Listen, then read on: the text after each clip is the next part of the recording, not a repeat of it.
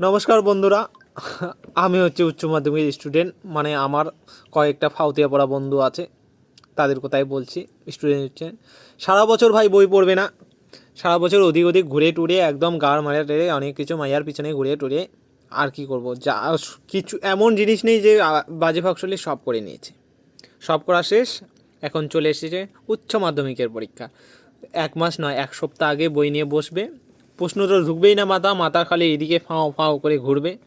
বই নেবে আর বই বন্ধ করবে, আবার মোবাইল টিপবে, এরকম করে টোরে যাও পরীক্ষার হলে যাবে। কিন্তু ওদের বড় আশা আছে যে পরীক্ষার কোশ্চেন সহজ আসবে। আরে ভাই, সহজ আসলেও তো পারবি না, কারণ সারা বছর বইয়ে পড়িসনি, কোশ্চেন আসলেও তো পারবি না, সেটার কোনো জ্বালা নেই। কিন্তু ওরা পরীক্ষা দিতে চলে আসবে। পরীক্ষার হলে যখন কোনো প্রশ্ন মিলবে না, সাদা পৃষ্ঠা জমা দেবে, কিন্তু পরীক্ষা হল থেকে বের হবে যদি কেউ বলে পরীক্ষা কেমন হয়েছে, হ্যাঁ ভালো হয়েছে, পাঠিয়ে দিয়েছি। এটাই আমাদের বন্ধুদের লাইফ স্টাইল। এরকম কে কে আছে নিশ্চয়ই কমেন্টে জানাবে। আশা করি ভিডিওটা ভালো হয়েছে। তোমরা কেমন পরীক্ষা দিলো বলে দিও কিন্তু।